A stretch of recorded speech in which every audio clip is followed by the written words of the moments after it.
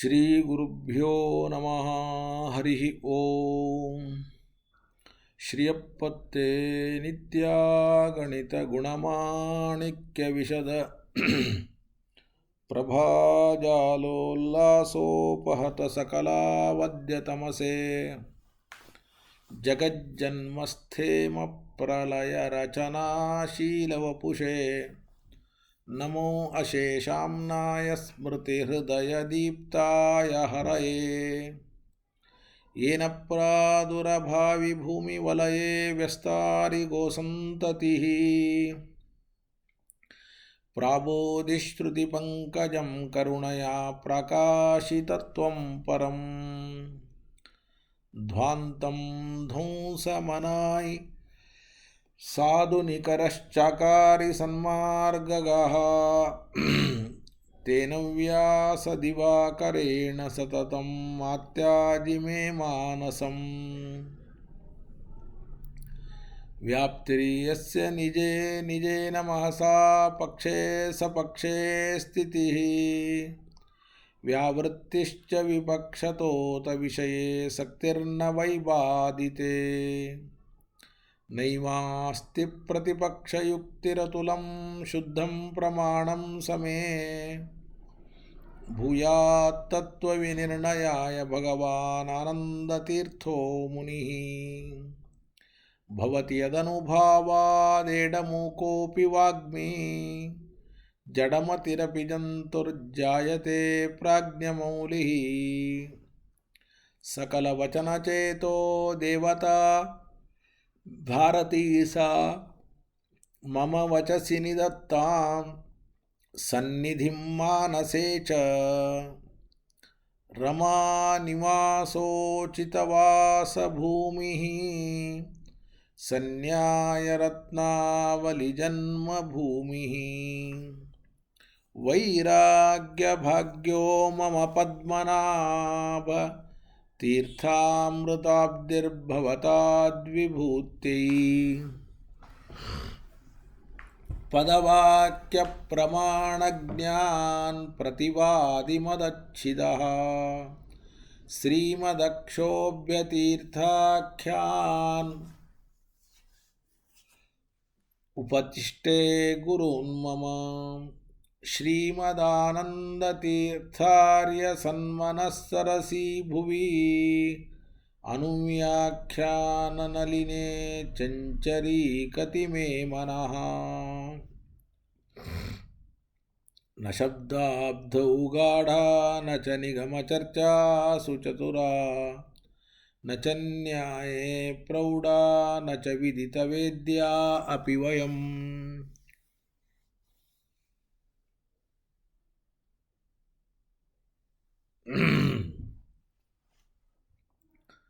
परं श्रीमत्पूर्णप्रमतिगुरुकारुण्यसरणीं प्रपन्ना मान्या स्मः किमपि च वदन्तोऽपि महतां भगवता बादरायणेन प्राणिनां निःश्रेयसाय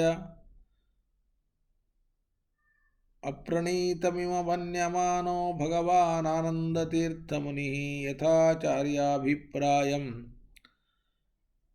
अस्य भाष्यं विदाय अनुभाष्यमपि करिष्यन् विलीन प्रकृतितया स्वयमन्तराय विदुरोऽपि अनवरतमीश्वर प्रवणकाय करणवृत्तिरपि नारायण प्रणामादिकम्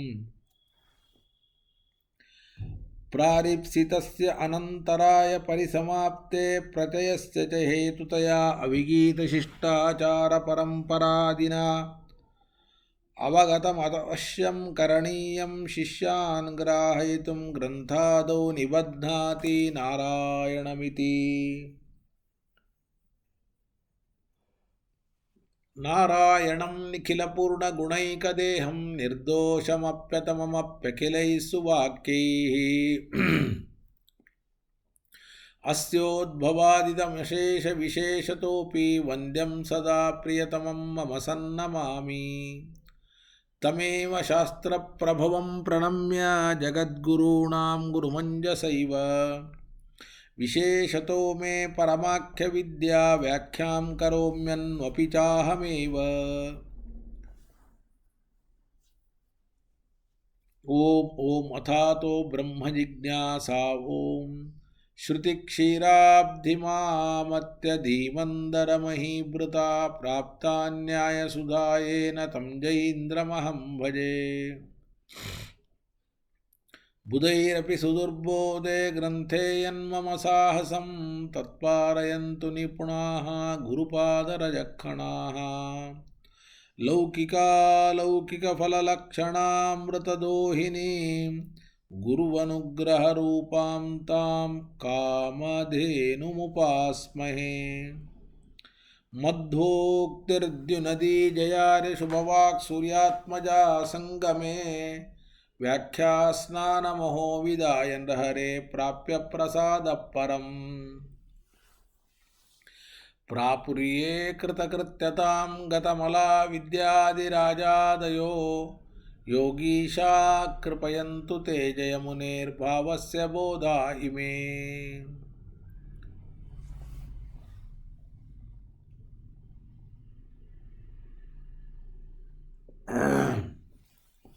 ಶುಕೇನ ಶಾಂತ್ಯಾದಿಷು ವಾङ्ಮಯೇಷು ವ್ಯಾಸೇನ ಧೈರ್ಯೇಂಬುದಿನೋಪಮೇಯಂ ಮನೋಜಜಿತ್ಯಾಂ ಮನಸಾಂ ಹಿ ಪತ್ಯ ರಘುತ್ತಮಾಖ್ಯಂ ಸ್ವಗುರುಂ ನಮಾಮಿ ಆರೂಢಃ ಸಹಸಾ ಯತೀಂದ್ರಪದವೀಂ ಗತ್ವಾ ಚ ವಾರಾಣಸೀಂ ತತ್ರತ್ಯಾನ್ ಕುಮತಪ್ರಚಾರನಿರತಾನ್ ಅದ್ವೈತಿ ದಿಗ್ಧಂತಿನಃ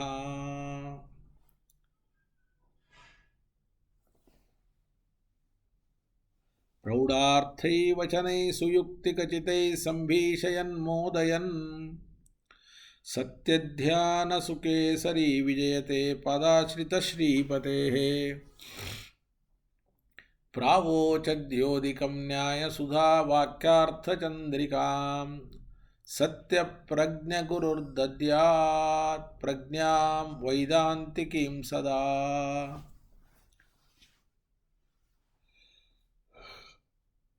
ಬಂಧುಸ್ತ್ವಂ ಗುರುರಿಷ್ಟದೈವತಮಿತಿ ತ್ವತ್ಪಾದಪಂಕೇರುಹಂ ಪ್ರಾಪ್ತಂ ಮಾಂ ಪರಿಪಾಲಯೇತಿ ಸತತಂ ಯಾಚೆ ನಿಬದ್ಧಾಂಜಲಿಃ ಚಿತ್ತಂ ಮದ್ಗುಣದೋಷಚಿಂತನವಿದೌ ನೂನಂ ಮನಾಂಮಾಕೃತಾ ಸತ್ಯಾಭಿಜ್ಞಗುರೋ ತ್ವದಂಘ್ರಿಯುಗಲಂ ಹಿತ್ವಾ ನ ಮೇ ಸದ್ಗತಿಃ ಸತ್ಯಾಭಿಜ್ಞಕರಾಬ್ಜೋತ್ಥಾನ್ ಪಂಚಾಶದ್ವರ್ಷಪೂಜಕಾನ್ ಸತ್ಯಪ್ರಮೋದತೀರ್ಥಾರ್ಯಾನ್ ನೌಮಿನ್ಯಾಯಸುಧಾರತಾನ್ ವೇದೇಶಮುನಿಸತ್ಪಾದ ಸೇವಾ ಸಂಪ್ರಾಪ್ತವೈಭವಾನ್ ಯಾದವಾರ್ಯಾನ್ ವರಸುಧಾ ಟೀಕಾಕಾರಾನ್ವಯನ್ನುಮಃ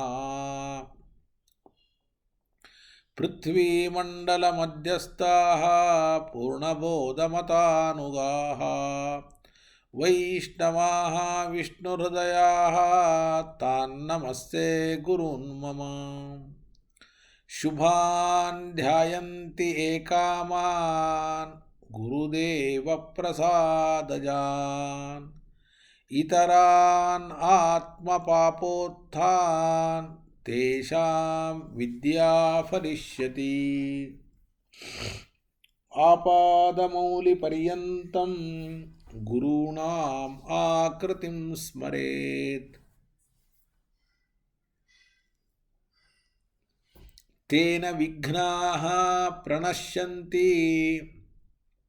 ಸಿದ್ಧ್ಯಂತಿ ಚ ಮನೋರಥಾಃ ಯದುತಾಪಸಲಭ್ಯಮನಂತಭವೈ ತದುತೋ ಪರತತ್ವಮಿಹೈಕಪದಾತ್ ಜಯತೀರ್ಥಕೃತೌ ಪ್ರವಣೋ ನ ಪುನರ್ ಜಯತೀರ್ಥಕೃತೌ ಪ್ರವಣೋ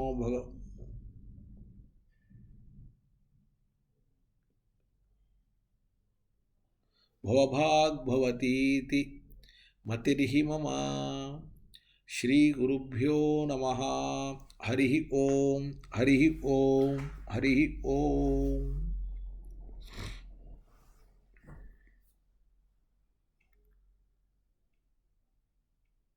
ಬ್ರಹ್ಮತರ್ಕ ಮತ್ತು ಬ್ರಹ್ಮಮೀಮಾಂಸಾ ಇವೆರಡರಲ್ಲಿ ಬ್ರಹ್ಮತರ್ಕದಲ್ಲಿ ವಿಸ್ತಾರವಾಗಿ ಹೇಳಿದ್ದನ್ನು ಬ್ರಹ್ಮಮೀಮಾಂಸಾದಲ್ಲಿ ವಿಸ್ತಾರವಾಗಿ ಹೇಳುವ ಅವಶ್ಯಕತೆ ಇಲ್ಲ.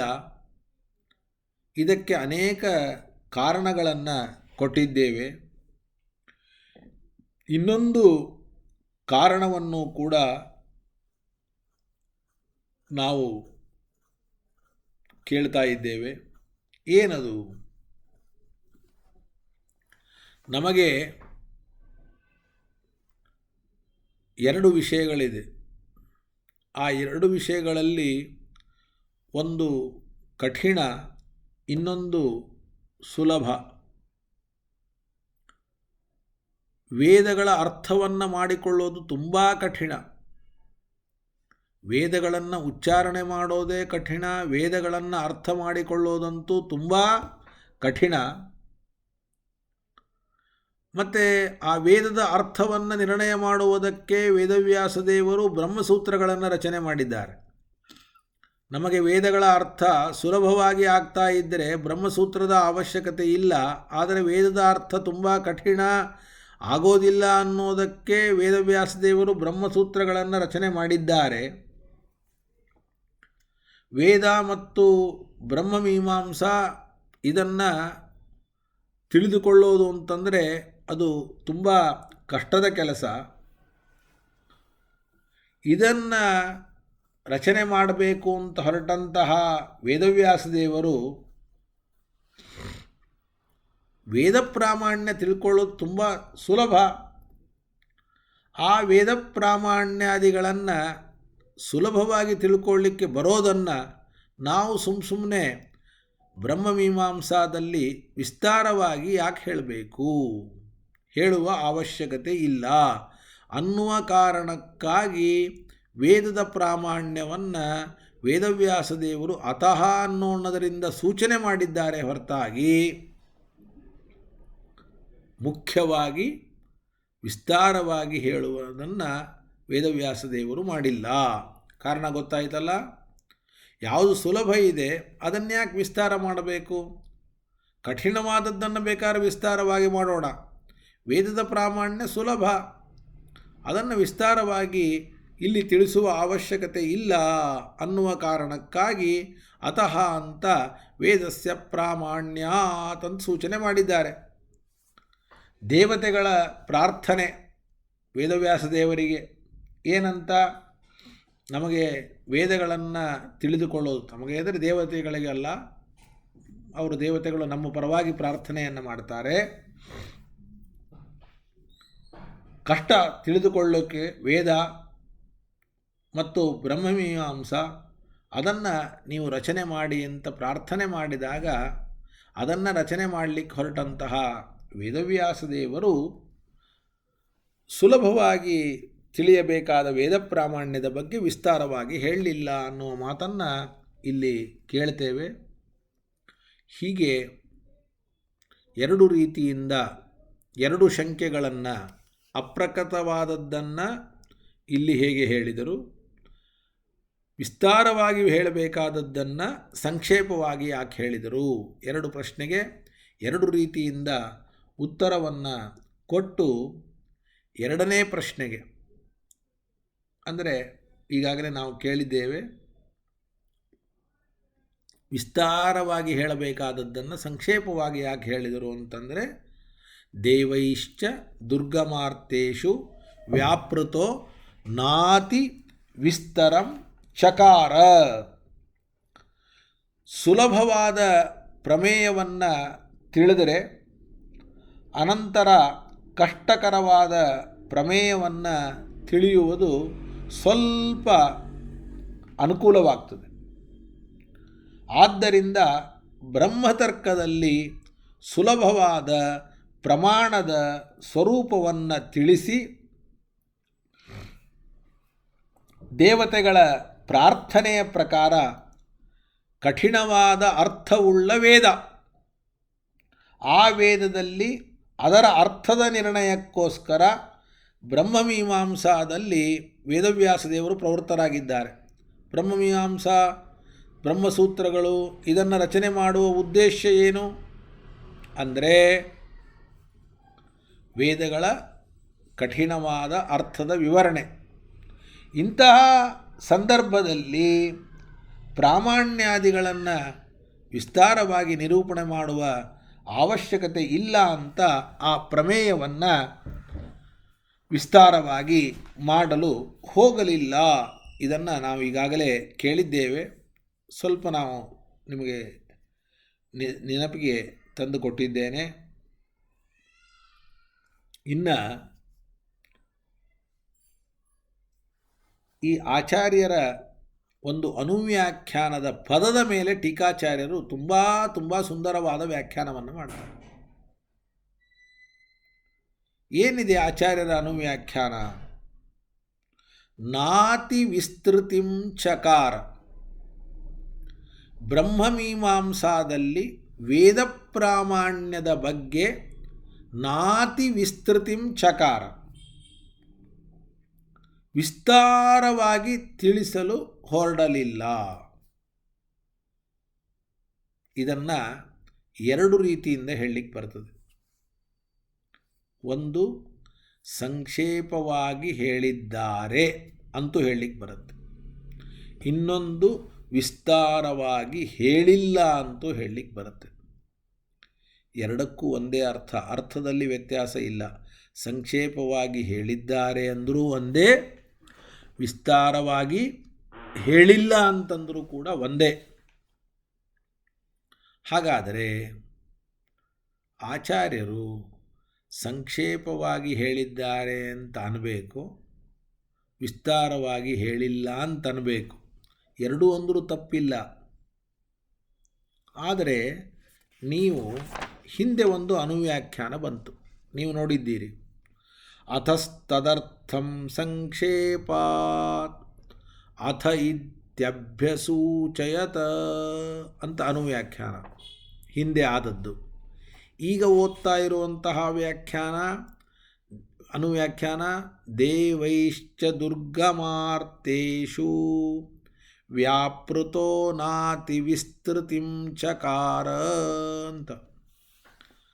ಪೂರ್ವದಲ್ಲಿ ಹೇಳುವಾಗ ಸಂಕ್ಷೇಪವಾಗಿ ಸೂಚನೆ ಮಾಡಿದ್ದಾರೆ ಅತಃ ಅನ್ನುವ ಪದದಿಂದ ಅಂತ ಹೇಳಿದರು. ಈಗ ವಿಸ್ತಾರ ಮಾಡಲಿಲ್ಲ ಅಂತ ಈಗ ಹೇಳ್ತಾ ಇದ್ದಾರೆ. ಹಂಗಾರೆ ಪೂರ್ವದಲ್ಲಿ ಸಂಕ್ಷೇಪವಾಗಿ ಹೇಳಿದ್ದಾರೆ ಅಂತ ಪ್ರಸಕ್ತವಾಗಿದೆ ಅಂದಮೇಲೆ ಈಗಲೂ ಕೂಡ ಸಂಕ್ಷೇಪವಾಗಿ ಹೇಳಿದ್ದಾರೆ ವೇದವ್ಯಾಸದೇವರು ಅಂತ ಹೇಳಬಹುದಾಗಿತ್ತು.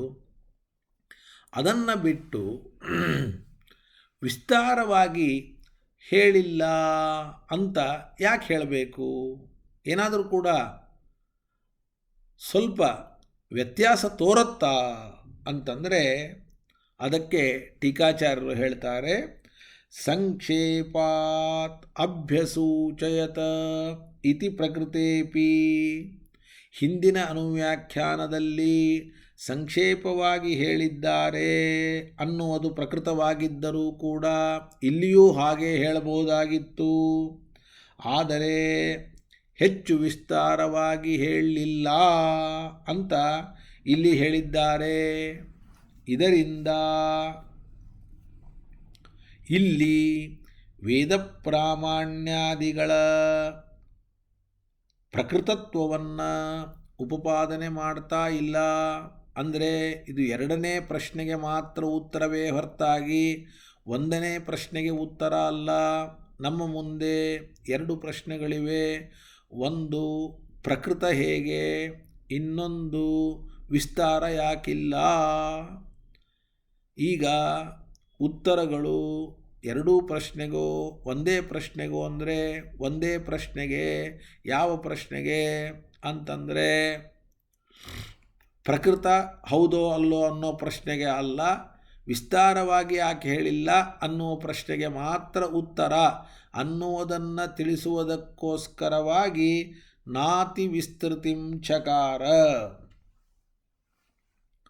ಅಕಸ್ಮಾತ್ ನಾತಿ ವಿಸ್ತೃತಿಂ ಚಕಾರ ಅಂತ ಹೇಳದೇ ಇದ್ದರೆ ಅವುಗಳ ಪ್ರಕೃತತ್ವ ಮತ್ತು ಸಂಕ್ಷೇಪತಃ ನಿರೂಪಣೆ ಅನ್ನುವಂತಹ ಎರಡನ್ನೂ ಕೂಡ ಸೂಚನೆ ಮಾಡಿದಂತೆ ಆಗ್ತಾ ಇತ್ತು. ಆ ಸಂಶಯ ಬರ್ತಾ ಇತ್ತು. ಸಂಕ್ಷೇಪಾತ್ ಹಿಂದೆ ಬಂದಿದೆ ಏನಂತ, ಸಂಕ್ಷೇಪಾತ್ ಅಥ ಇತ್ಯಭ್ಯಸೂಚಯತ ಎನ್ನುವುದಾಗಿ. ಹಾಗೇನಾದರೂ ಹೇಳಿಬಿಟ್ರೆ ಆಗ ಪ್ರಕೃತ ಯಾಕೆ ಸಂಕ್ಷೇಪದಿಂದ ಯಾಕೆ ಅನ್ನುವುದು ಎರಡೂ ಪ್ರಸಕ್ತವಾಗ್ತಾ ಇತ್ತು. ಆ ಎರಡನ್ನೂ ಇಲ್ಲಿ ಉತ್ತರಿಸ್ತಾ ಇದ್ದಾರೋ ಏನೋ ಅನ್ನುವ ಸಂಶಯ ಬರ್ತಾ ಇತ್ತು. ಆದರೆ ಈ ವಾಕ್ಯವನ್ನು ಎರಡೂ ಅರ್ಥದಲ್ಲಿ ಯೋಜನೆ ಮಾಡಲಿಕ್ಕೆ ಸಾಧ್ಯ ಇಲ್ಲ, ಶಿಷ್ಯರಿಗೆ ಕಷ್ಟ ಆಗ್ತಾ ಇತ್ತು. ಅಂದಮೇಲೆ ಏತತ್ ಸರ್ವಂ ತರ್ಕಶಾಸ್ತ್ರೇ ಅನ್ನುವಂತಹ ಅನುವ್ಯಾಖ್ಯಾನದಲ್ಲಿ ಬ್ರಹ್ಮತರ್ಕಕ್ಕೂ ಬ್ರಹ್ಮಮೀಮಾಂಸಾಕ್ಕೂ ಭೇದ ಸಿದ್ಧಿಸುವುದಕ್ಕಾಗಿ ಬ್ರಹ್ಮಮೀಮಾಂಸಾದಲ್ಲಿ ವಿಸ್ತಾರ ಮಾಡಲಿಲ್ಲ ಅಂತ ಹೇಳಿದ್ದಾರೆ. ಈಗ ವೇದಾರ್ಥ ವಿಚಾರಕ್ಕಾಗಿ ಹೊರಟ ಬ್ರಹ್ಮಮೀಮಾಂಸಾ ಶಾಸ್ತ್ರಕ್ಕೆ ವೇದ ಪ್ರಾಮಾಣ್ಯಾದಿಗಳ ವಿಸ್ತೃತವಾದ ನಿರೂಪಣೆ ಪ್ರಸಕ್ತವಾಗದೇ ಇದ್ದದ್ದರಿಂದ ವಿಸ್ತಾರ ಮಾಡಿಲ್ಲ ಅಂತ ಈ ಒಂದು ಅಭಿಪ್ರಾಯವನ್ನು ತಿಳಿಸುವುದಕ್ಕೋಸ್ಕರವಾಗಿ ಆಚಾರ್ಯರು ನಾತಿ ವಿಸ್ತೃತಿಂ ಚಕಾರ ಅನ್ನುವ ಪದವನ್ನು ಬಳಸಿದ್ದಾರೆ ಅಂತ. ಬಹಳ ಸೂಕ್ಷ್ಮ ಇದೆ ಇದು ನೋಡಿ. ಸಂಕ್ಷೇಪಾತ್ ಅಭ್ಯಸೂಚಯತ ಇತಿ ಪ್ರಕೃತೇಪಿ ಪುನಃ ನಾತಿ ವಿಸ್ತೃತಿಂ ಚಕಾರ ಇತಿ ಸಾಧ್ಯಾಭಿಧಾನಂ ಪ್ರಕೃತತ್ವ ಉಪಪಾದನ ನಿರಾಸಾರ್ಥಂ ಅನ್ಯಥಾ ಸಾಧ್ಯದ್ವಯಸ್ಯಾಪಿ ಪ್ರಕೃತತ್ವಾತ್ ತದರ್ಥಮಪಿ ಏತದ್ವಾಕ್ಯಯೋಜನಾಯಾಂ ಶಿಷ್ಯಾಣಾಂ ಮನಃಖೇದಃ ಸ್ಯಾದಿತಿ ಪೂರ್ವಂತು ಶಾಸ್ತ್ರಭೇದಸಿದ್ಧಯೇ ವಿಸ್ತಾರೋ ನ ಕೃತಃ ಇತ್ಯುಕ್ತಂ ಇದಾನೀಂತು ಅಪ್ರಸಕ್ತತ್ವಾದಿತಿ ಭೇದ. ಬಹಳ ಚೆನ್ನಾಗಿದೆ, ತುಂಬ ಚೆನ್ನಾಗಿದೆ. ನಿಮ್ಗೆ ಗೊತ್ತಿದೆ ಎರಡು ಪ್ರಶ್ನೆ ಇದೆ ಅಂತ. ಈ ವಾಕ್ಯದಿಂದ ಎರಡು ಪ್ರಶ್ನೆಗೆ ಉತ್ತರವನ್ನು ಕೊಡ್ತಾ ಇದ್ದಾರೋ, ಒಂದು ಪ್ರಶ್ನೆಗೆ ಉತ್ತರವನ್ನು ಕೊಡ್ತಾ ಇದ್ದಾರೋ? ಅಕಸ್ಮಾತ್ ಎರಡೂ ಪ್ರಶ್ನೆಗೆ ಉತ್ತರ ಕೊಡ್ತಾರೆ ಅಂತಂದರೆ ಈ ವಾಕ್ಯವನ್ನು ಎರಡೂ ಪ್ರಶ್ನೆಗೆ ಉತ್ತರವಾಗಿ ಜೋಡಿಸಿಕೊಳ್ಳೋದು ತುಂಬ ಕಷ್ಟ ಆಗಿಬಿಡ್ತದೆ. ಅದಕ್ಕೆ ಈ ವಾಕ್ಯವನ್ನು ಕೇವಲ ಒಂದು ಪ್ರಶ್ನೆ ಅಂದರೆ ಎರಡನೇ ಪ್ರಶ್ನೆ. ನಿಮಗೆ ಒಂದನೇ ಪ್ರಶ್ನೆ ಎರಡನೇ ಪ್ರಶ್ನೆ ಯಾವುದು ಅಂತ ಗೊತ್ತಿದೆ. ಪ್ರಕೃತ ಹೇಗೆ ಅನ್ನೋದು ಒಂದನೇ ಪ್ರಶ್ನೆ, ಸಂಕ್ಷೇಪ ಯಾಕೆ ಹೇಳಿದ್ದಾರೆ, ವಿಸ್ತಾರವಾಗಿ ಹೇಗೆ ಹೇಳಿಲ್ಲ ಅನ್ನೋದು ಎರಡನೇ ಪ್ರಶ್ನೆ. ಈಗ ಎರಡನೇ ಪ್ರಶ್ನೆಗೆ ಮಾತ್ರ ನಾವು ಉತ್ತರವನ್ನು ತೆಗೆದುಕೊಳ್ತೇವೆ. ಬ್ರಹ್ಮಮೀಮಾಂಸಾದಲ್ಲಿ ವೇದ ಪ್ರಾಮಾಣ್ಯದ ಪ್ರಸಕ್ತಿ ಇಲ್ಲ. ಪ್ರಸಕ್ತಿ ಇಲ್ಲದೆ ಇದ್ದದ್ದರಿಂದ ವಿಸ್ತಾರ ಮಾಡಿಲ್ಲ. ಯಾವುದರ ಪ್ರಸಕ್ತಿ ಇದೆಯೋ ಅದನ್ನು ವಿಸ್ತಾರ ಮಾಡ್ತೇವೆ ಹೊರತಾಗಿ ಸುಮ್ಮನೆ ಅಪ್ರಸಕ್ತವಾದದ್ದನ್ನು ವಿಸ್ತಾರ ಮಾಡುವ ಅವಶ್ಯಕತೆ ಇಲ್ಲ ಅನ್ನೋದನ್ನು ಇಲ್ಲಿ ಹೇಳಿದ್ದೇವೆ. ಹಿಂದೆ ಏನು ಹೇಳಿದ್ದೇವೆ ಅಂತಂದರೆ, ಬ್ರಹ್ಮತರ್ಕ ಅನ್ನುವ ವಿದ್ಯೆಯೇ ಬೇರೆ, ಬ್ರಹ್ಮಮೀಮಾಂಸಾ ಅನ್ನುವ ವಿದ್ಯೆಯೇ ಬೇರೆ. ಆ ವಿದ್ಯಾಭೇದಕ್ಕಾಗಿ ಒಂದು ಕಡೆ ವಿಸ್ತಾರ, ಒಂದು ಕಡೆ ಸಂಕ್ಷೇಪ ಅಂತ ಅಲ್ಲಿ ಹೇಳಿದ್ದೇವೆ. ಈಗಾದರೂ ಕೂಡ ವಿದ್ಯಾಭೇದ ಅಂತಲ್ಲ, ಬ್ರಹ್ಮಮೀಮಾಂಸಾದಲ್ಲಿ ವೇದ ಪ್ರಾಮಾಣ್ಯದ ಪ್ರಸಕ್ತಿಯೇ ಇಲ್ಲ, ಆ ಕಾರಣಕ್ಕಾಗಿ ವಿಸ್ತಾರವಾಗಿ ಹೇಳಿಲ್ಲ ಅಂತ ಅಂದಮೇಲೆ ವಿಸ್ತಾರವಾಗಿ ಯಾಕೆ ಹೇಳಿಲ್ಲ ಅನ್ನೋದಕ್ಕೆ ಮಾತ್ರ ಈ ವಾಕ್ಯವನ್ನು ಯೋಜನೆಯನ್ನು ಮಾಡಿಕೊಳ್ಳಬೇಕು ಅನ್ನೋದನ್ನು ತಿಳಿಸುವುದಕ್ಕೆ ಆಚಾರ್ಯರು ಅನುವ್ಯಾಖ್ಯಾನದಲ್ಲಿ ದೇವೈಶ್ಚ ದುರ್ಗಮಾರ್ಥೇಶು ವ್ಯಾಪೃತೋ ಸಂಕ್ಷೇಪಾತ್ ಅಂತ ಅನ್ಬೋದಾಗಿತ್ತು. ಹಾಗನ್ನದೇ ನಾತಿ ವಿಸ್ತೃತಿಂ ಚಕಾರ ಎನ್ನುವುದಾಗಿ ಹೇಳಿದ್ದಾರೆ ಅಂತ ಒಂದು ಮಾತನ್ನು ಹೇಳಿ ಮುಗಿಸೋಣ. ಇದಾದ ಮೇಲೆ ಇನ್ನೊಂದಿದೆ. ಏನದು ಅಂತಂದರೆ, ಎಲ್ಲವೂ ಕೂಡ ಇದರ ಮೇಲೆ ಹೊರಟದ್ದು. ವಿಸ್ತಾರ ಮಾಡದೇ ಇರೋದಕ್ಕೇನು ಕಾರಣ, ಸಂಕ್ಷೇಪವಾಗಿ ಹೇಳುವುದಕ್ಕೆ ಏನು ಕಾರಣ? ಅತಃ ಅಂತ ವೇದವ್ಯಾಸದೇವರು 5 ಅರ್ಥಗಳನ್ನು ಹೇಳಿದ್ದಾರೆ. 5 ಅರ್ಥಗಳು ಅತೀ ಸಂಕ್ಷೇಪದಿಂದ ಹೇಳಿದ್ದಾರೆ. ಸಂಕ್ಷೇಪದಿಂದ ಹೇಳಿದ್ದಕ್ಕೇನು ಕಾರಣ? ವಿಸ್ತಾರ ಅಕರಣೆ ಕಾರಣಾಂತರಮಾಹ ವಿಸ್ತಾರ ಮಾಡದೇ ಇರೋದಕ್ಕೆ ಏನು ಕಾರಣ ಅಂತಂದರೆ ಏತಾಹ ಇತಿ ಏತಾಖ್ಯವಜ್ಞೇಯಾಃ ಏತಾಖ್ಯವಜ್ಞೇಯಾಃ ಯುಕ್ತಯ ಪ್ರತಿಪಕ್ಷಗಾಃ ಯುಕ್ತಯ ಪ್ರತಿಪಕ್ಷಗಾಃ. ನೋಡಿ ಎಷ್ಟು ಚೆನ್ನಾಗಿದೆ ಇದು. ಏನು ಅಂತಂದರೆ ಈಗ ಬಂಧಸ್ಯ ಸತ್ಯತ್ವಾತ್ ಅಂತ ಸಂಕ್ಷೇಪ ಹೇಳಿದರು, ಅದನ್ನು ವಿಸ್ತಾರವಾಗಿ ಹೇಳಲಿಲ್ಲ. ಯಾಕೆ ಹೇಳಲಿಲ್ಲ ಅಂತಂದರೆ ವಿಸ್ತಾರವಾಗಿ ಯಾವಾಗ ಹೇಳಬೇಕು ಅಂತಂದರೆ ಯಾವುದರಲ್ಲಿ ಸತ್ವ ಇದೆ ಅದನ್ನು ವಿಸ್ತಾರವಾಗಿ ಹೇಳಬೇಕು. ಈಗ ನಾನೊಂದು ಪ್ರಶ್ನೆಯನ್ನು ಮಾಡಿದೆ, ಆಕ್ಷೇಪವನ್ನು ಮಾಡಿದೆ, ನೀವು ಅದಕ್ಕೆ ಉತ್ತರ ಕೊಡಬೇಕು. ಯಾವಾಗ ಅಂದರೆ ನನ್ನ ಪ್ರಶ್ನೆ ಹಾಗೂ ನನ್ನ ಆಕ್ಷೇಪ ಅದರಲ್ಲಿ ಏನಾದರೂ ಕೂಡ ಸತ್ವ ಇದ್ದರೆ, ಹುರುಳಿದ್ರೆ ಅಂತಂತೀರಿ ಕನ್ನಡದಲ್ಲಿ, ಹುರುಳಿರೋದು. ಇದು ಜೊಳ್ಳಿದ್ದರೆ ಯಾರೂ ಕೂಡ ಅದಕ್ಕೆ ಪ್ರಾಶಸ್ತ್ಯವನ್ನು ಕೊಡೋದಿಲ್ಲ. ಹಾಗೆ ಇಲ್ಲಿಯೂ ಕೂಡ ವೇದವ್ಯಾಸದೇವರು ಇಷ್ಟು ಸಂಕ್ಷೇಪವಾಗಿ ಉತ್ತರವನ್ನು ಕೊಡಲಿಕ್ಕೆ, ಇದೆಲ್ಲ ಉತ್ತರ. ಬಂಧಸ್ಯ ಸತ್ಯತ್ವಾತ್ ಇದು ಉತ್ತರ. ಯಾರಿಗೆ ಉತ್ತರ? ಯಾರು ಬಂಧ ಮಿಥ್ಯಾ ಅಂತ ಹೇಳ್ತಾರೆ ಅವರಿಗೆ ಉತ್ತರ. ಯಾರು ಕಾರ್ಯದಲ್ಲಿ ಶಕ್ತಿಯನ್ನು ಒಪ್ತಾರೆ ಅವರಿಗೆ ಸಿದ್ಧೇ ವ್ಯುತ್ಪತ್ತಿ ಸದ್ಭಾವಾತ್ ಇದು ಉತ್ತರ. ಹಾಗಾಗಿ ಈ ಉತ್ತರವನ್ನು ಸ್ವಲ್ಪ ಡೀಟೇಲಾಗಿ ಹೇಳಬಹುದಾಗಿತ್ತಲ್ಲ. ಅಂದರೆ ನಿಮ್ಮ ಪ್ರಶ್ನೆಯೇ ಅಷ್ಟು ಸಾಮಾನ್ಯ ಇದೆಯಪ್ಪ. ಸಾಮಾನ್ಯವಾದ ಪ್ರಶ್ನೆಗೆ ನಾವ್ಯಾಕೆ ಇಷ್ಟು ಉತ್ತರವನ್ನು ಡೀಟೇಲಾಗಿ ಕೊಡಬೇಕು? ಯಾಕೆಂದರೆ ನೀವು ಪ್ರಶ್ನೆ ಮಾಡಬೇಕಾದರೆ, ಆಕ್ಷೇಪ ಮಾಡಬೇಕಾದರೆ ಅದರಲ್ಲಿ ಹುರುಳಿರಬೇಕು. ಏನೂ ಹುರುಳಿಲ್ಲ. ಯಾಕೆ ಅಂತಂದರೆ ನೀವು ಹೇಳಿ ಬಂಧ ಮಿಥ್ಯಾ ಅಂತ ಹೇಳಿ, ಬಂಧ ಮಿಥ್ಯಾ ಅಂತನ್ನೋದನ್ನು ನೀವು ಸಮರ್ಥನೆ ಮಾಡಿಕೊಳ್ಳಿಕ್ಕೆ ಯುಕ್ತಿಯನ್ನು ಕೊಡಬೇಕು.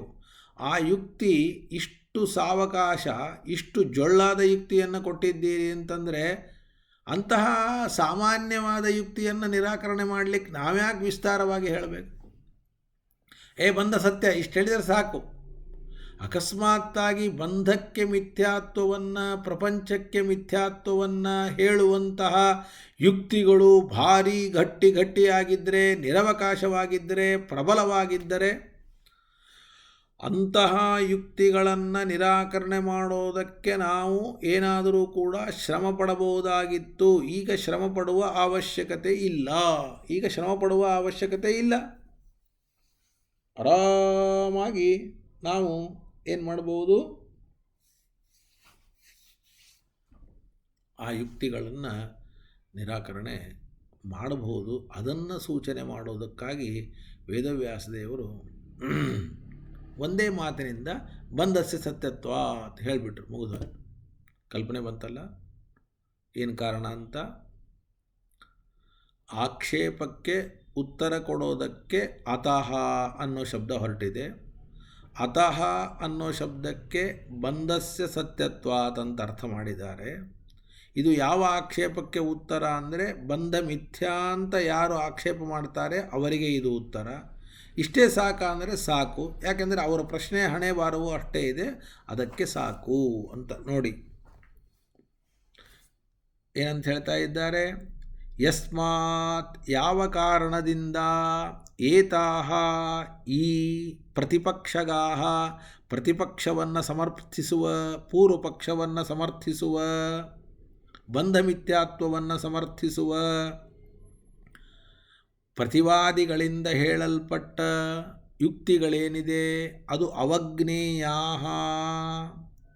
ಅವಜ್ಞೇಯಾಹ ಅಂದರೆ ಅನೇಕ ದೋಷದಿಂದ ಕೂಡಿದ್ದರಿಂದ ದುರ್ಬಲವಾಗಿದೆ. ದುರ್ಬಲವಾದದ್ದರಿಂದ ಸೂತ್ರಕಾರರು ಆ ಪ್ರತಿಪಕ್ಷದ ಯುಕ್ತಿಯ ನಿರಾಕರಣೆಯ ಮೂಲಕ ಬಂಧ ಸತ್ಯತ್ವಾದಿಗಳ ನಿರೂಪಣೆಯಲ್ಲಿ ಅತಿ ವಿಸ್ತಾರವನ್ನು ಮಾಡ್ತಾ ಇಲ್ಲ. ನೋಡಿ ಯಸ್ಮಾದೇತಾಃ ಪ್ರತಿಪಕ್ಷಗಾಃ ಬಂಧಮಿತ್ಯಾತ್ವಾದೌ ಪ್ರತಿವಾದಿನ ಉಪನ್ಯಸ್ತಾಃ ಯುಕ್ತಯಃ ಅವಜ್ಞೇಯಾಃ. ಯಾಕೆ? ನಿರ್ದಲತ್ವಾತ್. ಏನು ಹುರುಳಿಲ್ಲ, ನಿರ್ದಲ ಅನ್ನೋ ಶಬ್ದಕ್ಕೆ ಅದೇ ಅರ್ಥ. ಅತೋಪಿ ಸೂತ್ರಕಾರಃ ತನ್ನಿರಾಕರಣೆ ನಾತಿ ವಿಸ್ತೃತಿಂ ಚಕಾರ. ಅಂತಹ ಪ್ರತಿಪಕ್ಷಗಳನ್ನು, ಆಕ್ಷೇಪಗಳನ್ನು ನಿರಾಕರಣೆ ಮಾಡೋದಕ್ಕೆ ವಿಸ್ತಾರ ಮಾಡಲಿಕ್ಕೆ ಹೋಗಲಿಲ್ಲ. ಕಿಂತು ಹೇತಾಜ್ಞಾಪನಾಯ ಸಂಕ್ಷೇಪಂ ಚಕ್ರೇ. ಅದು ತುಂಬ ಉದಾಸೀನ, ಅದಕ್ಕೆ ಸಂಕ್ಷೇಪವನ್ನು ಮಾಡಿದ್ದಾರೆ. ಅಸ್ಮಾಭಿಸ್ತು, ಟೀಕಾಚಾರ್ಯರು ಹೇಳ್ತಾರೆ, ಇದು ಟೀಕಾಚಾರ್ಯರು ಹೇಳೋದು ಅಲ್ರಿ. ವೇದವ್ಯಾಸ ದೇವರು ಅತಃ ಎನ್ನುವುದಾಗಿ ಒಂದೇ ಒಂದು ಪದದಿಂದ ಅವರಿಗೆ ಉತ್ತರವನ್ನು ಕೊಟ್ಟಿದ್ದಾರೆ. ನೀವಾದರೂ ಕೂಡ ಅದನ್ನು ಜಿಜ್ಞಾಸಾಧಿಕರಣ ಅಂತ ಇಷ್ಟು ದೊಡ್ಡದಾದ ಸುಮಾರು 150 ಪೇಜನ್ನು ನೀವು ಬರೆದಿದ್ದೀರಿ, ನೀವ್ಯಾಕೆ ಬರೀಲಿಕ್ಕೆ ಹೋದ್ರಿ ಅಂತ ಟೀಕಾಚಾರ್ಯರಿಗೆ ನಾವು ಪ್ರಶ್ನೆ ಮಾಡಿದರೆ, ತಾಮೇವ ನಿರ್ದಲತಾಂ ದರ್ಶಯಿತುಂ ಕಿಂಚಿತ್ ಪ್ರಪಂಚಿತಂ ಇತಿ ಭಾವಃ.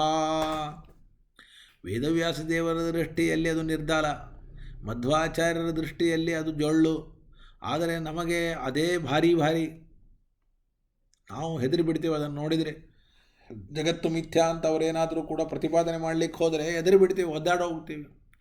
ಆದರೆ ನೀವೇನು ಹೆದರಬೇಡಿ ಅಂತ ನಮಗೆ ಅದು ಜೊಳ್ಳು ಅಂತ ತಿಳಿಸಿಕೊಡೋದಕ್ಕೆ ಟೀಕಾಚಾರ್ಯರು 150 ಪೇಜ್ ಬರೀಬೇಕಾಗಿತ್ತು. ಯಾಕಂದರೆ ಅವರಿಗೂ ಅದನ್ನು ಜೊಳ್ಳು ಅಂತ ಗೊತ್ತಿದೆ. ಆದರೆ ನಮ್ಮಂತಹ ಸಾಮಾನ್ಯರಿಗೆ ತಿಳಿಸೋದಕ್ಕೋಸ್ಕರವಾಗಿ ಆ ನಿರ್ದಲತ್ವ, ಅದರಲ್ಲಿ ಏನೂ ಹುರುಳಿಲ್ಲ, ಬಂಧ ಮಿಥ್ಯಾತ್ವವನ್ನು ಸಮರ್ಥನೆ ಮಾಡುವುದಕ್ಕೆ ಪ್ರತಿಪಕ್ಷಿಗಳು ಏನು ಯುಕ್ತಿಗಳನ್ನು ಕೊಟ್ಟಿದ್ದಾರೆ, ಆ ಯುಕ್ತಿಗಳಲ್ಲಿ ಏನೂ ಕೂಡ ಹುರುಳಿಲ್ಲ ಅನ್ನೋದನ್ನು ತೋರಿಸುವುದಕ್ಕೆ ಇಷ್ಟು ಜಿಜ್ಞಾಸಾಧಿಕರಣವನ್ನು ವಿಸ್ತಾರವಾಗಿ ನಾನು ಮಾಡಿದ್ದೇನೆ ಅಂತ ಟೀಕಾಚಾರ್ಯರು ಹೇಳಿದ್ದಾರೆ. ಅದು ಭಾಳ ಅಲ್ಲ ಅಂತ ಹೇಳ್ತಾರೆ.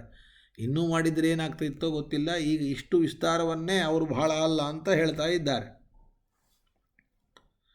ಇದಾದ ಮೇಲೆ ಒಂದು ಪ್ರಶ್ನೆ ಬರ್ತದೆ, ಇದು ಸಾಮಾನ್ಯವಾದ ಪ್ರಶ್ನೆ.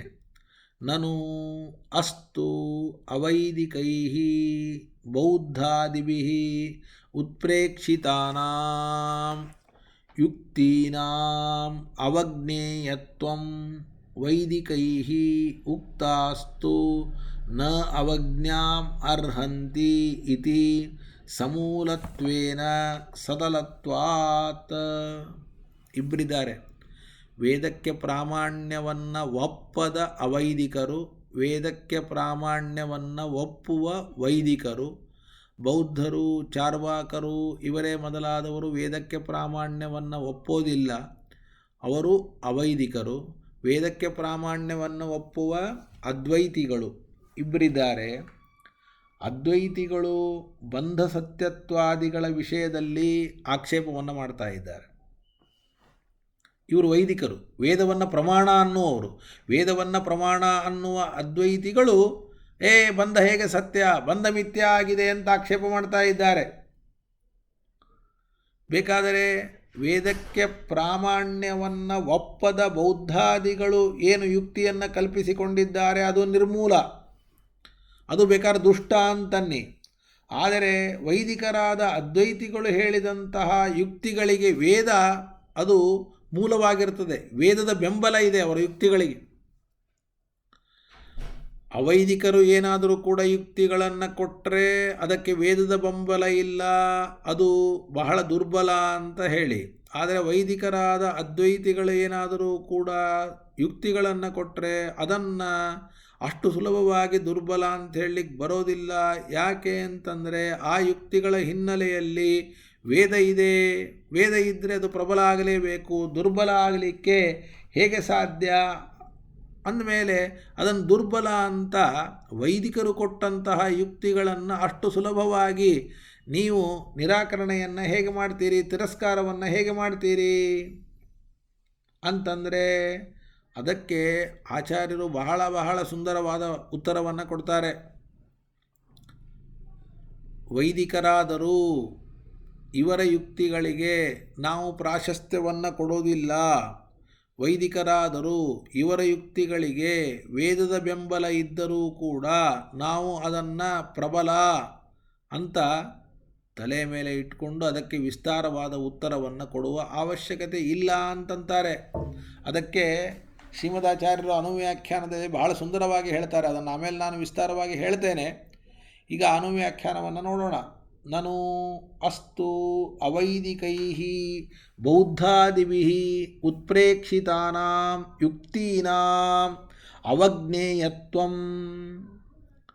ಅವೈದಿಕರಾದ ಬೌದ್ಧಾದಿಗಳು ಕಲ್ಪನೆ ಮಾಡಿಕೊಂಡ ಯುಕ್ತಿಗಳನ್ನು ಬೇಕಾದರೆ ನೀವು ದುರ್ಬಲ ಅಂತ ತಿರಸ್ಕಾರ ಮಾಡಿ, ಆದರೆ ವೈದಿಕರಾದವರು ಏನು ಅದ್ವೈತಿಗಳಿದ್ದಾರೆ ಅವರು ಹೇಳಿದಂತಹ ವೇದವೇ ಮೂಲವಾಗಿ ಉಳ್ಳಂತಹ ಯುಕ್ತಿಗಳನ್ನು ನೀವು ಹೇಗೆ ನಿರ್ದಲ ಅಂತ ಹೇಳ್ತೀರಿ? ನೋಡಿ, ವೈದಿಕೈ ಉಕ್ತಾಸ್ತು ನ ಅವಜ್ಞಾಂ ಅರ್ಹಂತಿ ಸಮೂಲತ್ವೇನ ಸದಲತ್ವಾತ್ ಅತಃ ಕಥಮೇತತ ಇತ್ಯತಃ ಪ್ರತ್ಯಕ್ಷೇತಿ. ಪ್ರತ್ಯಕ್ಷೇಕ್ಷಾಕ್ಷಮಪಕ್ಷಂ. ಎಷ್ಟು ಚೆನ್ನಾಗಿದೆ ಈ ಅನುವ್ಯಾಖ್ಯಾನ. ಪ್ರತ್ಯಕ್ಷೇಕ್ಷಾಕ್ಷಮಪಕ್ಷಂ ಕಮೇವತ್ರಾಭಿವೀಕ್ಷತೆ. ಕಮೇವತ್ರಾಭಿವೀಕ್ಷತೆ ತಸ್ಮಾದಕ್ಷಮಪಕ್ಷತ್ವಾತ್. ತಸ್ಮಾದಕ್ಷಮಪಕ್ಷತ್ವಾತ್ ಮೋಕ್ಷಶಾಸ್ತ್ರೇ ಅಭ್ಯುಪೇಕ್ಷಿತಃ. ಮೋಕ್ಷಶಾಸ್ತ್ರೇ ಅಭ್ಯುಪೇಕ್ಷಿತಃ. ಸ್ಪಷ್ಟವಾಗಿ ತೋರುವಂತಹ ವಿಷಯವನ್ನು ಅರ್ಥ ಮಾಡಿಕೊಳ್ಳೋದಕ್ಕೆ ಸಾಮರ್ಥ್ಯವಿಲ್ಲದ ಅದ್ವೈತಿಗಳು ಬ್ರಹ್ಮಮೀಮಾಂಸಾಕ್ಕೆ ಪ್ರತಿಕೂಲ ಅಂತ ಅನಿಸಬಹುದಾದ ಪ್ರಬಲವಾದ ಯಾವ ಪಕ್ಷವನ್ನು ಸಮರ್ಥಿಸಲು ಸಮರ್ಥರಾಗ್ತಾರೆ? ಸಮರ್ಥರಾಗೋದಿಲ್ಲ. ಅಂದರೆ ಅವರು ಬ್ರಹ್ಮ ಜಿಜ್ಞಾಸೆಯನ್ನು ಮಾಡಿ ಅಂತ ಹೇಳಬೇಕಾಗಿದೆ. ಬ್ರಹ್ಮ ಜಿಜ್ಞಾಸೆಯನ್ನು ಮಾಡಿ ಅಂತ ಅವರು ಹೇಳಬೇಕು ಅಂತಂದರೆ ಅವರು ಮೊದಲು ಸೂರ್ಯನ ಬೆಳಕಿನಲ್ಲಿ ಸ್ಪಷ್ಟವಾಗಿ ತೋರುವ ವಸ್ತುಗಳನ್ನೇ ಅರ್ಥ ಮಾಡಿಕೊಳ್ಳಿಕ್ಕಾಗ್ತಾ ಇಲ್ಲ ಅಂತ. ಏನು ಹಿಂಗಂದರೆ ಅಂದರೆ ಘಟ ಕಾಣಿಸ್ತಾ ಇದೆ, ಪಟ ಕಾಣಿಸ್ತಾ ಇದೆ, ಇಡೀ ಜಗತ್ತು ಕಾಣಿಸ್ತಾ ಇದೆ. ಇಷ್ಟು ಕಾಣಿಸ್ತಾ ಇರುವಂತಹ ಜಗತ್ತನ್ನೇ ಸುಳ್ಳು ಅಂತಂತಾರೆ ಅಂತಂದರೆ, ಪ್ರತ್ಯಕ್ಷ ಪ್ರಮಾಣದಿಂದ ಸಿದ್ಧವಾದದ್ದನ್ನು ಸುಳ್ಳು ಅಂತಂತಾರೆ ಅಂದರೆ ಇದಕ್ಕರ್ಥ ಸ್ಪಷ್ಟವಾಗಿ ತೋರ್ತಾ ಇರುವ ವಿಷಯವನ್ನು ಅರ್ಥ ಮಾಡಿಕೊಳ್ಳೋದಕ್ಕೆ ಸಾಮರ್ಥ್ಯ ಇಲ್ಲ ಅಂತಾಗತ್ತೆ. ಇವರು ಬ್ರಹ್ಮಮೀಮಾಂಸಕ್ಕೆ ಪೂರ್ವಪಕ್ಷಿಗಳು ಹೇಗಾಗ್ತಾರೆ? ಬ್ರಹ್ಮಜಿಜ್ಞಾಸ ನ ಕರ್ತವ್ಯ ಅಂತ ಸಮರ್ಥನೆ ಮಾಡಲಿಕ್ಕಾದರೂ ಕೂಡ ಇವರಿಗೆ ಹೇಗೆ ಶಕ್ತಿ ಇದೆ?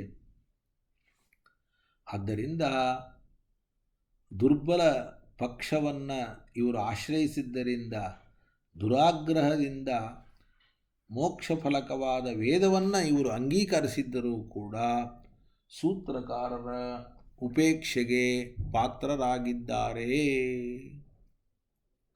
ಇಲ್ಲಿ ಪ್ರತ್ಯಕ್ಷ ಅನ್ನೋದಕ್ಕೆ ಕಣ್ಣಿನಿಂದ ನೋಡದ್ದು ಅಂತ ಅರ್ಥ ಅಲ್ಲ. ಪ್ರತ್ಯಕ್ಷ ಶಬ್ದೇನ ಸ್ಪಷ್ಟ ಪ್ರತೀತ್ಯುಪಲಕ್ಷಣಂ. ಪ್ರತ್ಯಕ್ಷ ಶಬ್ದದಿಂದ ಯಾವುದನ್ನು ತೆಗೆದುಕೊಳ್ಬೇಕು? ಸ್ಪಷ್ಟವಾದ ತಿಳುವಳಿಕೆ. ಪ್ರತ್ಯಕ್ಷಾಚ ಸೇಕ್ಷಾಚ ಸ್ಪಷ್ಟ ಪ್ರತೀತಿ ತಸ್ಯಾಮಪಿ ಅಕ್ಷಮಃ. ಪ್ರತ್ಯಕ್ಷ ಅನ್ನೋ ಶಬ್ದಕ್ಕೆ ಪ್ರತ್ಯಕ್ಷ ಅನ್ನೋದು ಮುಖ್ಯ ಅರ್ಥ, ಸ್ಪಷ್ಟ ಪ್ರತೀತಿ ಅನ್ನೋದು ಲಕ್ಷಣಯ ತೆಗೆದುಕೊಳ್ಬೇಕು. ಆದ್ದರಿಂದ ಪ್ರತ್ಯಕ್ಷೇಕ್ಷಾಂ ಅನ್ನುವ ಪದಕ್ಕೆ ಸ್ಪಷ್ಟ ಪ್ರತೀತಿ ಅನ್ನುವಂತಹ ಅರ್ಥ ಸಿಗ್ತದೆ. ಆದ್ದರಿಂದ ಪ್ರತ್ಯಕ್ಷೇಕ್ಷಾಕ್ಷಮಃ ಪ್ರತ್ಯಕ್ಷೇಕ್ಷಾಕ್ಷಮಃ ಅಂತಂದರೆ ಸ್ಪಷ್ಟವಾಗಿ ಕಾಣುವುದನ್ನು ತಿಳಿದುಕೊಳ್ಳೋದಕ್ಕೆ ಅಸಮರ್ಥ. ಸ್ಪಷ್ಟವಾಗಿ ಕಾಣಿಸ್ತಾ ಇದೆ, ಅಷ್ಟು ಸ್ಪಷ್ಟವಾಗಿ ಕಾಣಿಸ್ತಾ ಇದ್ದರೂ ಅದನ್ನು ತಿಳ್ಕೊಳ್ಳಿಕ್ಕೆ ಬರೋದಿಲ್ಲ ಅಂತಂದರೆ, ನೋಡೋ ಎಷ್ಟು ದಡ್ಡ ಇದ್ದೀವಿ ಅಂತಂತೀವಿ ನಾವು.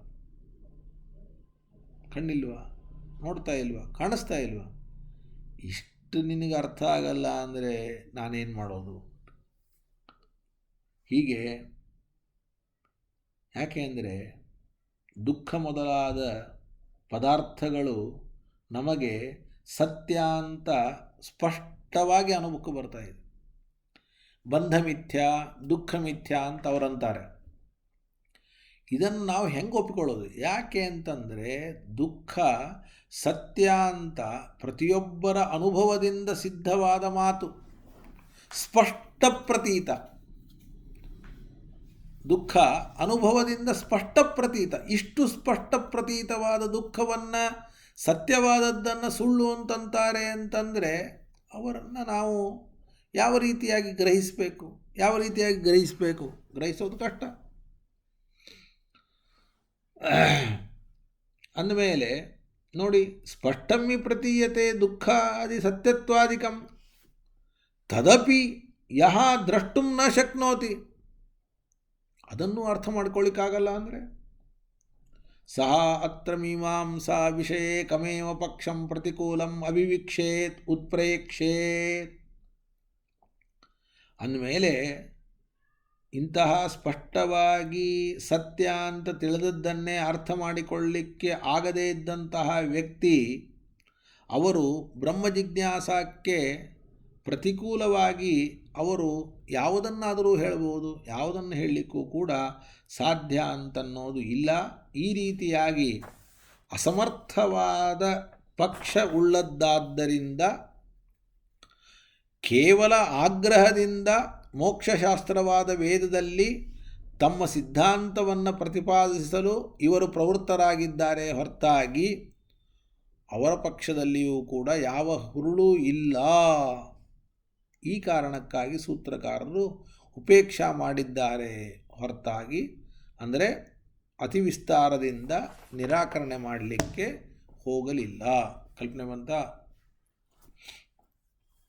ಬಂಧ ಮಿಥ್ಯಾತ್ವವನ್ನು ಹೇಳುವ ಪೂರ್ವಪಕ್ಷಿಗಳನ್ನು ವಿಸ್ತಾರವಾಗಿ ಯಾಕೆ ಖಂಡನೆ ಮಾಡಲಿಲ್ಲ ಅನ್ನೋದಕ್ಕೆ ಉತ್ತರ, ಖಂಡನೆ ಮಾಡುವ ಅವಶ್ಯಕತೆ ಇಲ್ಲ. ಯಾಕೆ ಅಂತಂದರೆ ಅವರಿಗೆ ಸ್ಪಷ್ಟವಾದದ್ದನ್ನೇ ತಿಳಿದುಕೊಳ್ಳುವ ಸಾಮರ್ಥ್ಯ ಇಲ್ಲದೇ ಇದ್ದಾಗ ಇಷ್ಟು ಸ್ಪಷ್ಟವಾದ ಬ್ರಹ್ಮ ಜಿಜ್ಞಾಸೆಯನ್ನು ಅವರಿಗೆ ತಡೆಯೋದಕ್ಕೆ, ಆಕ್ಷೇಪ ಮಾಡಲಿಕ್ಕೆ ಅವರಲ್ಲಿ ಏನಿದೆ? ಏನೂ ಕೂಡ ಇಲ್ಲ. ನೋಡಿ, ಸ್ಪಷ್ಟಮ್ಮಿ ಪ್ರತೀಯತೆ ದುಃಖಾದಿ ಸತ್ಯತ್ವಾದಿಕಂ ತದಪಿಯೋ ದ್ರಷ್ಟಂ ನ ಶಕ್ನೋತಿ ಸಹ ಅತ್ರ ಮೀಮಾಂಸಾ ವಿಷಯೇ ಕಮೇವ ಪಕ್ಷಂ ಪ್ರತಿಕೂಲಮಭಿವಿಕ್ಷೇತ ಉತ್ಪ್ರೇಕ್ಷೇತ ನ ಕಮಪಿ. ತಸ್ಮಾತ್ ಅಕ್ಷಮಪಕ್ಷತ್ವಾತ್ ಮೋಕ್ಷಶಾಸ್ತ್ರೇ ವೇದೇ ಪ್ರವೃತ್ತೋಪಿ ಆಗ್ರಹಾತ್ ಉತ್ಪ್ರೇಕ್ಷಿತಃ ಏವ ಸೂತ್ರಕೃತ ನತು ವಿಸ್ತರೇಣ ನಿರಾಕೃತಃ. ಅದಕ್ಕೆ ಸೂತ್ರಕಾರರು ಕೂಡ ಅವರನ್ನು ಅಷ್ಟಕ್ಕಷ್ಟೇ ಸಂಕೋಚದಿಂದ ಸಂಕ್ಷೇಪವಾಗಿ ನಿರಾಕರಣೆಯನ್ನು ಮಾಡಿದ್ದಾರೆ. ವಿಸ್ತಾರವಾಗಿ ನಿರಾಕರಣೆಯನ್ನು ಮಾಡಲಿಕ್ಕೆ ಹೋಗಲಿಲ್ಲ ಅನ್ನುವಂತಹ ಮಾತನ್ನು ಇಲ್ಲಿ ತಿಳಿಸ್ತಾ ಇದ್ದಾರೆ. ಪ್ರತ್ಯಕ್ಷೇಕ್ಷಾಕ್ಷಮ ಪಕ್ಷಂ ಕಮೇವತ್ರಾಭಿವೀಕ್ಷತೆ ತಸ್ಮಾದಕ್ಷಮ ಪಕ್ಷತ್ವಾತ್ ಮೋಕ್ಷಶಾಸ್ತ್ರೇ ಅಭ್ಯುಪೇಕ್ಷಿತಃ ಇದಮುಕ್ತಂ ಭವತಿ. ಯೋ ಹಿ ಲೌಕಿಕ ಪಕ್ಷವೇದನೀಯಮಪಿ ಅರ್ಥಂ ನ ಜಾನಾತಿ ತಸ್ಯಾಹ ಅಲೌಕಿಕಾರ್ಥೇ ವೇದೆ ಅಧಿಕಾರ ಏವ ನಾಸ್ತಿ ತಥಾಪಿ ತತ್ರ ವೈಯಾತ್ಯಾತ್ ಪ್ರವೃತ್ತೋ ಅವಜ್ಞಾಮೇವ ಅರ್ಹತಿ ನತು ಪ್ರತಿಪಕ್ಷೀ ಭಾವಂ.